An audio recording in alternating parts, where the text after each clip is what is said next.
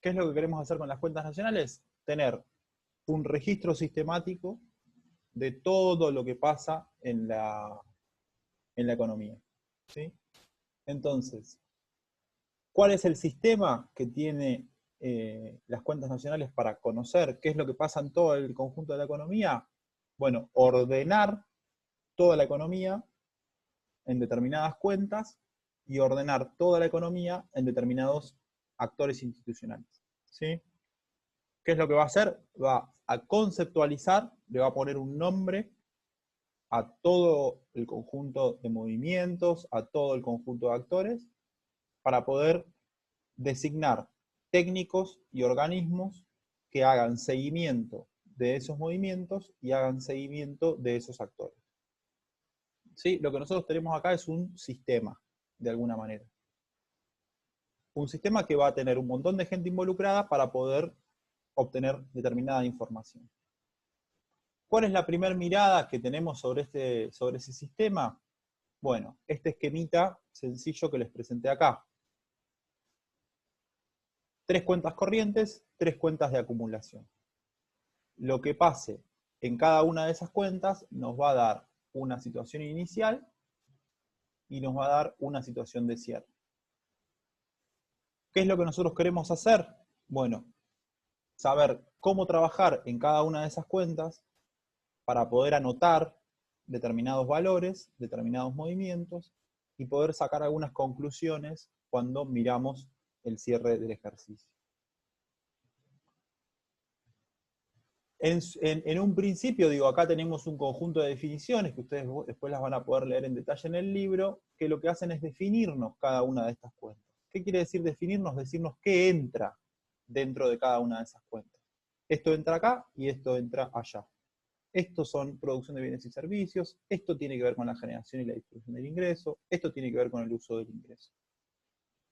Entonces, conocer conceptualmente ustedes cada una de esas cuentas les va a permitir a ustedes después, cuando hablemos o cuando ustedes a lo largo de la carrera vayan viendo determinados sectores de la economía, tener una noción de quién está registrando eso, qué impacto tiene eso, determinada decisión del gobierno en qué cuenta está afectando, si determinada decisión del gobierno está afectando la distribución del ingreso o el uso del ingreso en una o determinada dirección, si una situación de coyuntura como puede ser la pandemia está generando que se produzcan más bienes o se produzcan más servicios. Bueno, ¿qué servicios se están produciendo más? ¿Qué servicios se están produciendo menos? ¿Qué sectores de la economía están siendo más afectados? ¿Qué sectores de la economía están siendo menos afectados? Todas las preguntas que se hace un economista a lo largo de su formación y a lo largo de su trabajo tienen que ver o van en dirección a conocer datos, ¿sí? Y a poder procesar esos datos y a poder tener algún tipo de hipótesis sobre esos datos. Entonces, este esquema, digo, que es bastante simplificado, es una primera aproximación a lo que ustedes después van a ver en profundidad en las distintas materias de la carrera. Para cada una de estas cuentas hay maneras de medirlas y esas maneras de medirlas ustedes las van a ir viendo y conociendo en su formación. Yo les estaba planteando y les estaba comentando en relación a esto que tiene que ver con la sectorización de la economía que responde a la pregunta ¿quién? Digo, ¿a quién le voy a preguntar o qué sector o qué unidad me va a dar información sobre determinado tema? Les mencioné las sociedades financieras, les mencioné las sociedades no financieras, les mencioné el gobierno, los hogares y las instituciones sin fines de lucro. El concepto de gobierno general es un concepto amplio que abarca a los 3 niveles de gobierno, abarca al gobierno nacional, al gobierno provincial y al gobierno municipal. Todos los estados, todos los estratos del Estado nacional, algunos con mayor y otros con menor desarrollo, tienen equipos destinados a informar sobre su situación, ¿sí? Digo, el gobierno provincial de la provincia de Buenos Aires tiene una dirección provincial de estadística que está encargada de recabar información sobre la situación de la provincia. Tiene una dirección provincial de presupuesto que está encargada de informar sobre la ejecución presupuestaria. Y al mismo tiempo los gobiernos municipales, los 135 municipios de la provincia de Buenos Aires, tienen equipos destinados a informarle al gobierno provincial sobre la situación. ¿Fue buena la recaudación en Avellaneda este año? ¿Cuánto se gastó en sueldos en Avellaneda este año? ¿Cuánto se gastó en inversión municipal? ¿Cuánto se recaudó en concepto de tasas? ¿Cuánto se recaudó en concepto de aranceles municipales? ¿Sí? Entonces, la información de los gobiernos generales va de abajo hacia arriba, ¿sí? Va de los gobiernos locales hacia los gobiernos provinciales y de los gobiernos provinciales hacia el gobierno central. El gobierno central y el gobierno provincial también tienen sus propias producciones, también invierten en determinados esquemas. Tengo algún problema con la compu, guarden un segundo.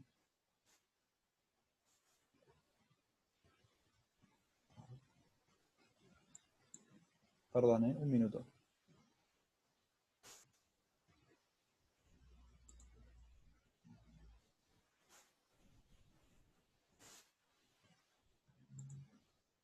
Ahí va de vuelta.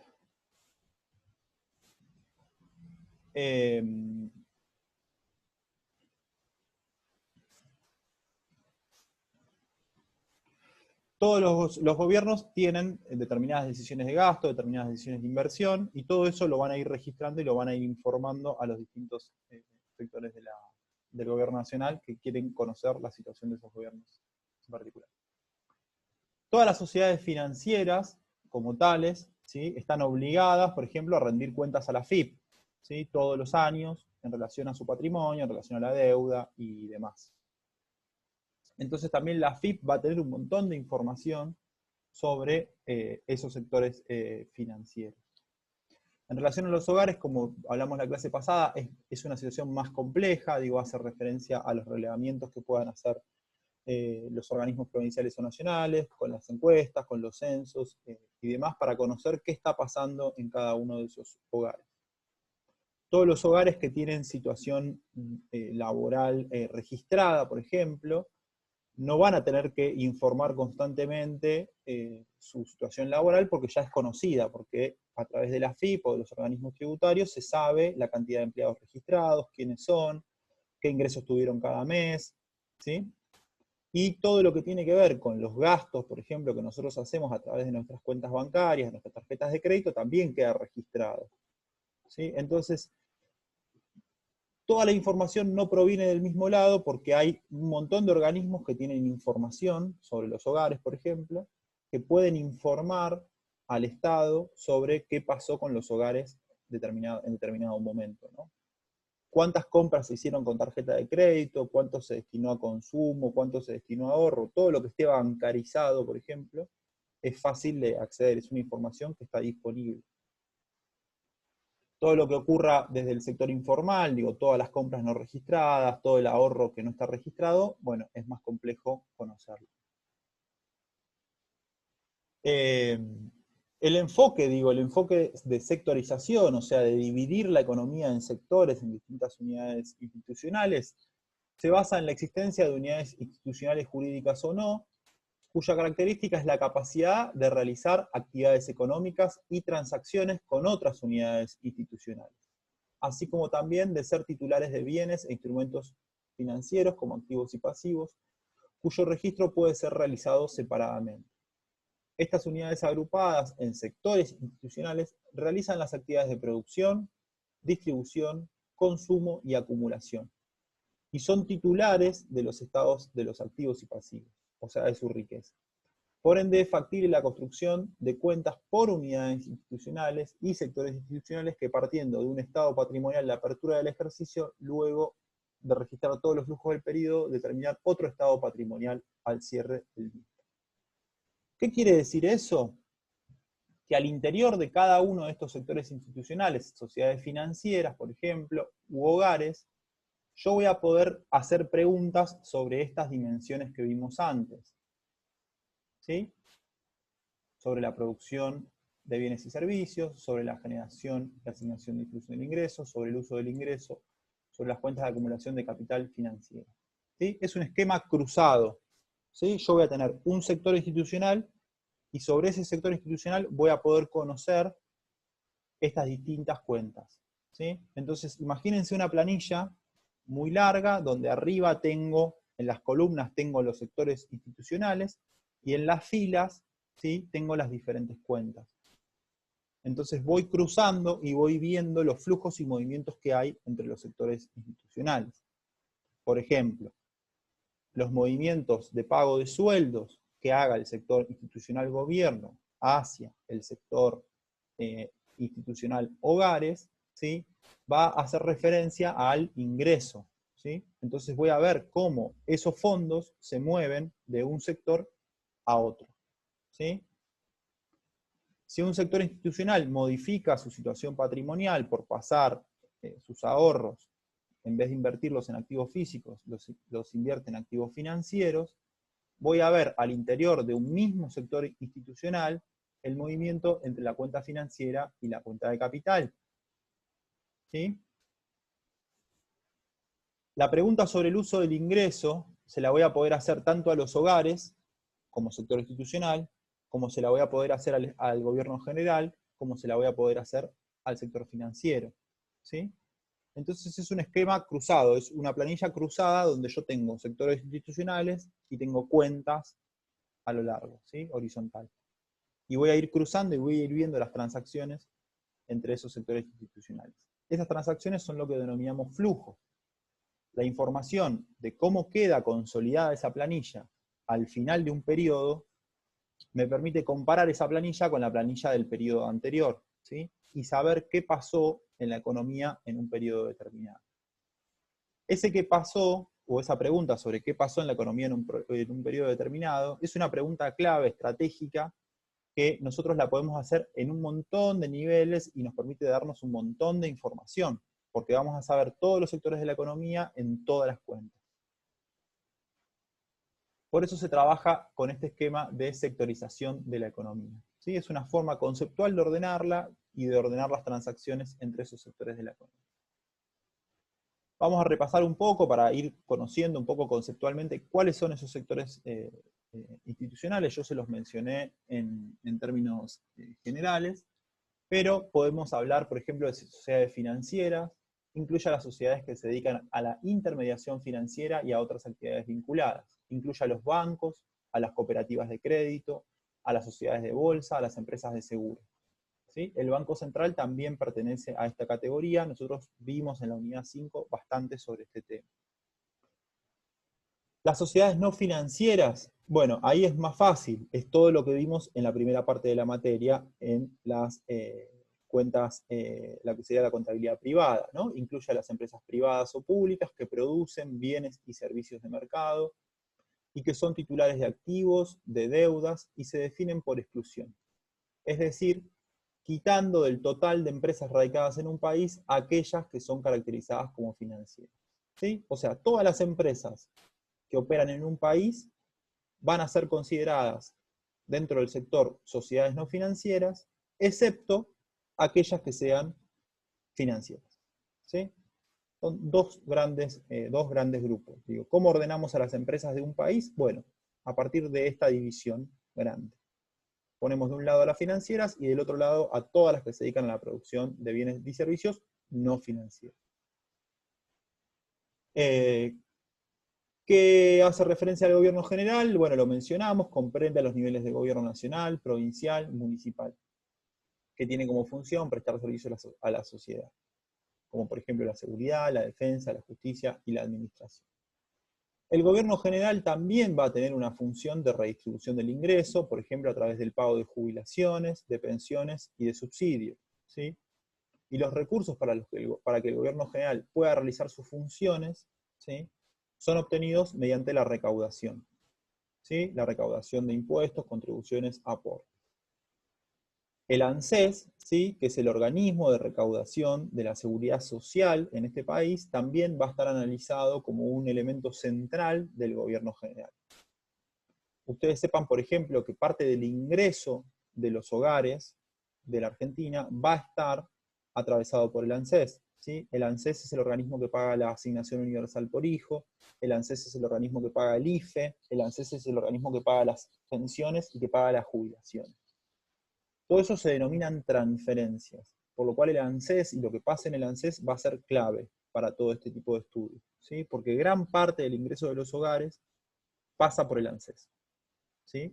Del presupuesto nacional el ANSES es un porcentaje muy importante, y de los presupuestos que se hacen todos los años es muy importante, porque en este país las transferencias a los hogares de parte del ANSES son enormes, ¿sí? Porque la seguridad social en este país es inmensa. Las instituciones sin fines de lucro, bueno, es un actor un poco más complejo de analizar, pero hace referencia a instituciones jurídicas como los clubes, las ONG, los partidos políticos o las organizaciones religiosas. Todas las instituciones sin fines de lucro, como ustedes saben, tienen estatutos, ¿sí? Y tienen que rendirles cuentas a organismos nacionales que se dedican a conocer la situación de las ONGs, que se dedican a conocer la situación de los partidos políticos y demás. Como esas organizaciones sin fines de lucro también hacen transferencias, también tienen ingresos, es importante saber qué pasa en esos sectores. Los hogares, bueno, es más sencillo, pero Profe, sí. pero los ingresos que tienen son igual los aportes que hacen los socios nomás, mayormente. Como un club de fútbol, mayormente es eso, Exacto. ¿no? Pero, por ejemplo, los partidos políticos tienen financiamiento privado, ¿sí? Las Por parte de empresas, empresas. claro, las empresas hacen aportes a los partidos políticos, por ejemplo, para las campañas electorales, ¿sí? Sí, vale. Y eso también impacta en el... o donaciones, exacto. Los aportes que hacen las empresas privadas a los partidos políticos, por ejemplo, para financiar una campaña electoral, eh, están registrados, ¿sí? Y tienen limitaciones, no pueden aportar infinita cantidad de dinero, y está todo regulado, ¿no? Pero también, digo, los partidos políticos tienen ingresos provenientes de las empresas privadas. En relación a los hogares, lo que me interesa que veamos, por ejemplo, es que los hogares eh, van a tener ingresos, ¿sí? En tanto perceptores de ingresos, digo, van a recibir salarios o van a recibir utilidades, pero también van a ser consumidores de bienes y servicios. Entonces también nos va a importar conocer la situación de los hogares cuando querramos saber qué pasa con la cuenta de producción de bienes y servicios, ¿sí? Los hogares en Argentina aumentaron o redujeron su consumo en bienes, aumentaron o redujeron su consumo en servicios en un periodo determinado. En el caso de los hogares, desde el punto de vista de la producción, o sea, los hogares no solo consumen, sino que también tienen, no solo consumen, no solo reciben ingresos, sino que también en algunos casos producen, ¿sí? Vamos a analizarlos como tales cuando no tengan una diferenciación entre el dueño de lo que está produciendo y el hogar, ¿no? Eso tiene que ver con la producción de los hogares, como por ejemplo la producción de los pequeños productores rurales, ¿no? Que producen, no sé, productos agrícolas, ¿sí? Pero esa producción es para el hogar, ¿sí? Lo que producen se consume en el hogar y una parte se vende. Bueno, esa parte que se vende es también considerada producción, pero no hay una diferenciación, ahí no hay una empresa, no hay un titular, ¿sí? No hay un dueño de la producción agropecuaria, de un productor, de un pequeño productor. Y también todos los que facturamos y hacemos producción de servicios, vamos a ser de alguna manera productores de un determinado servicio como monotributistas, por ejemplo, ¿sí? No vamos a ser considerados una empresa, pero también vamos a participar del proceso de producción. Por ejemplo, las empleadas domésticas y los empleados domésticos tienen parte en la producción de servicios, ¿sí? Pero no son empresas, ¿sí? Entonces no la vamos a analizar dentro de los sectores que denominábamos acá como sociedades no financieras, ¿no? Lo vamos a analizar como hogares que producen servicios. Los hogares pueden producir para el mercado, aunque también para el autoconsumo. Ahí está el ejemplo de los productores agropecuarios.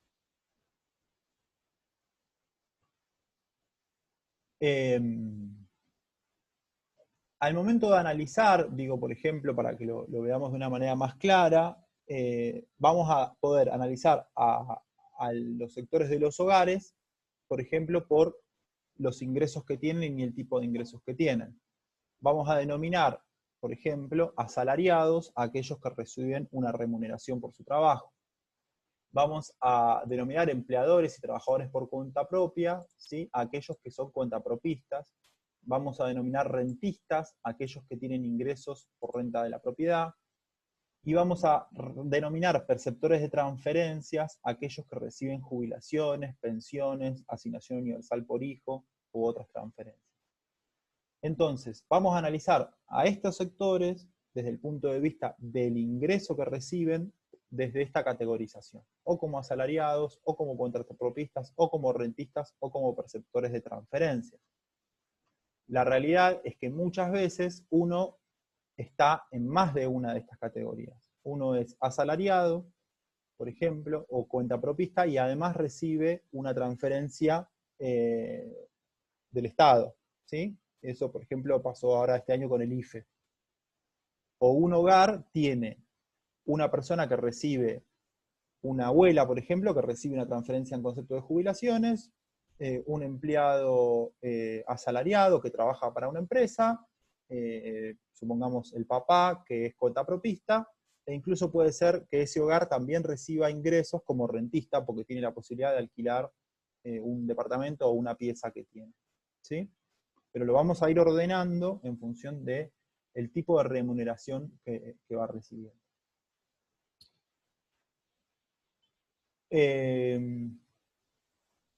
Volvemos un poquito para atrás para ver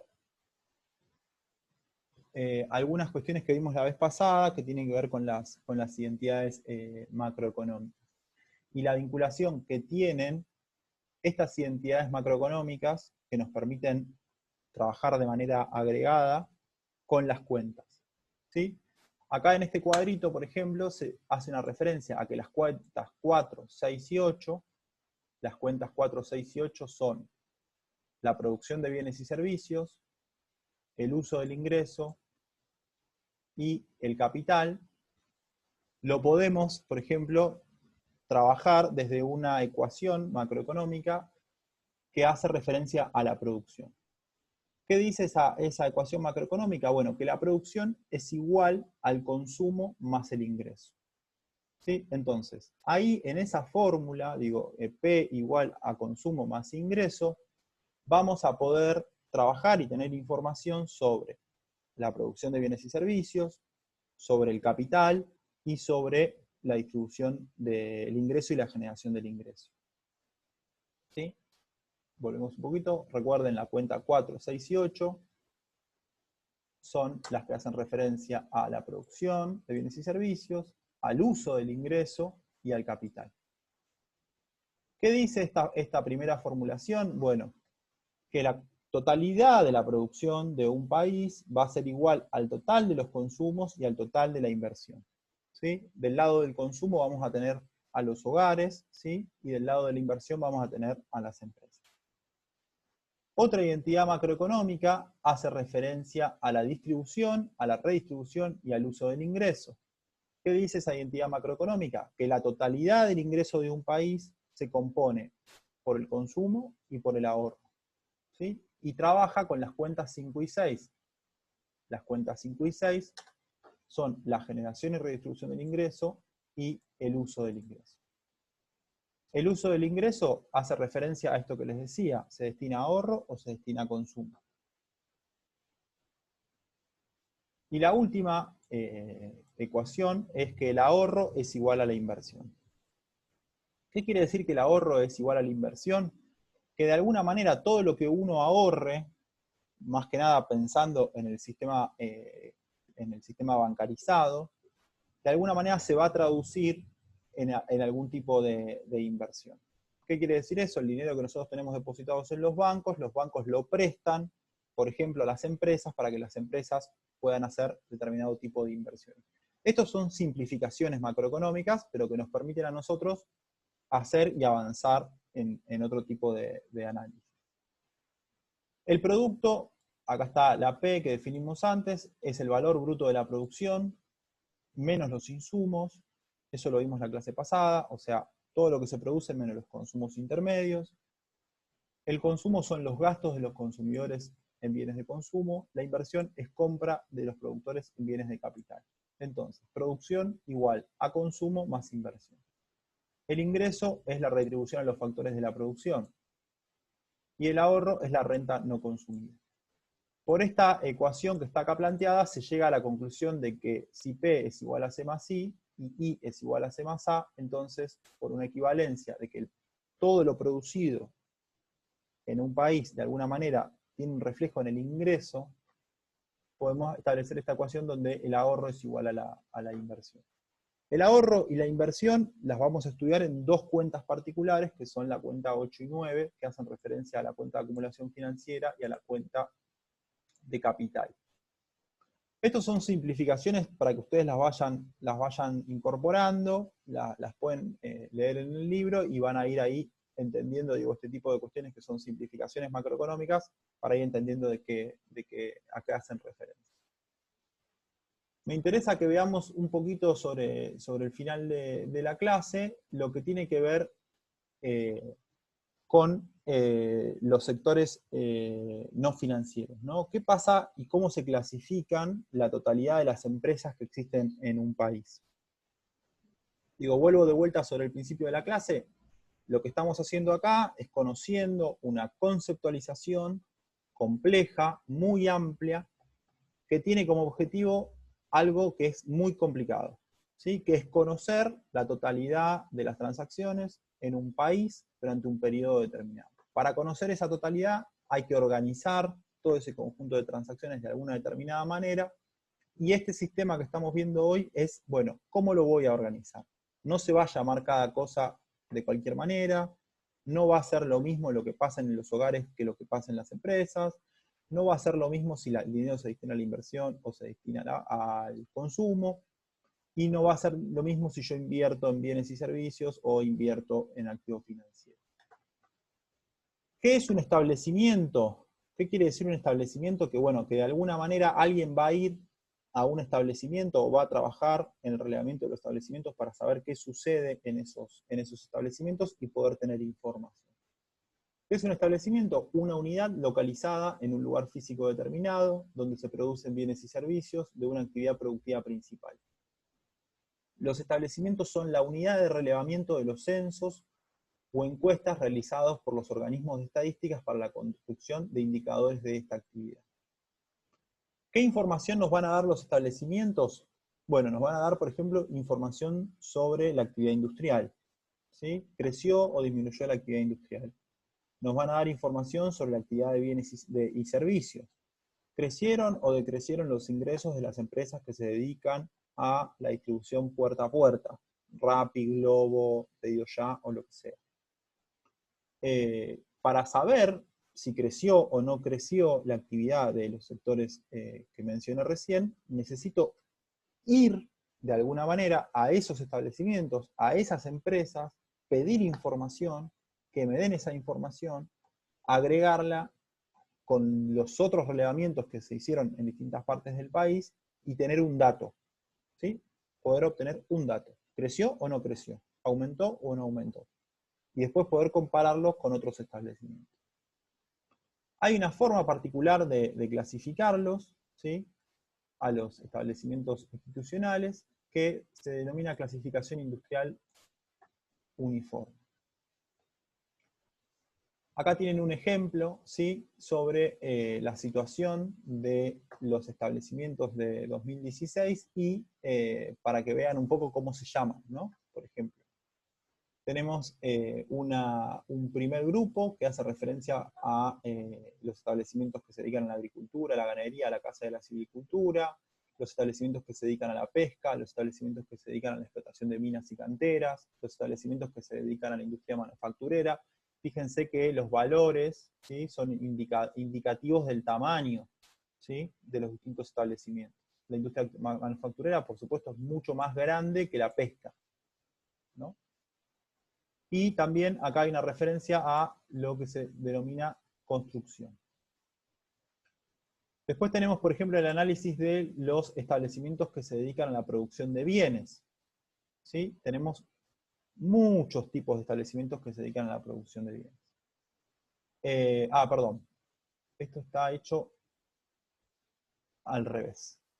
O sea, el A, el B, el C, el D, el E y el F son los sectores que se dedican a la producción del F y acumula acá abajo, ¿lo ven?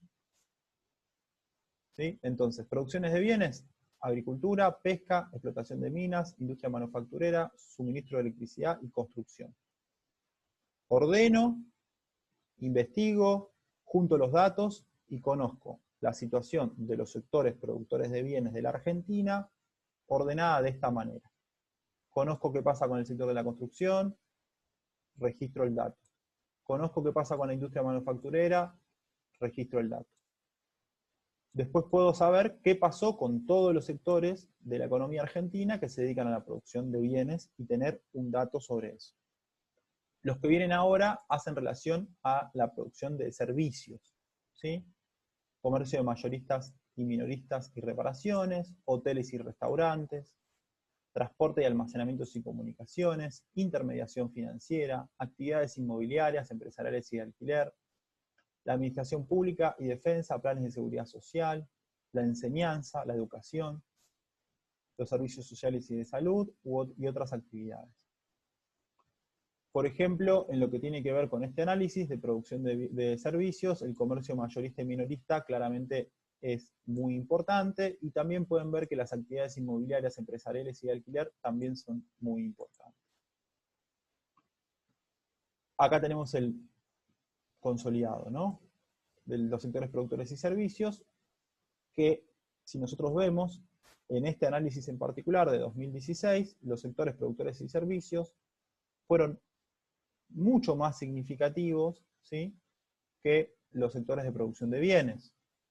¿Sí? Eso me da un dato en relación a qué tipo de economía tengo, ¿sí?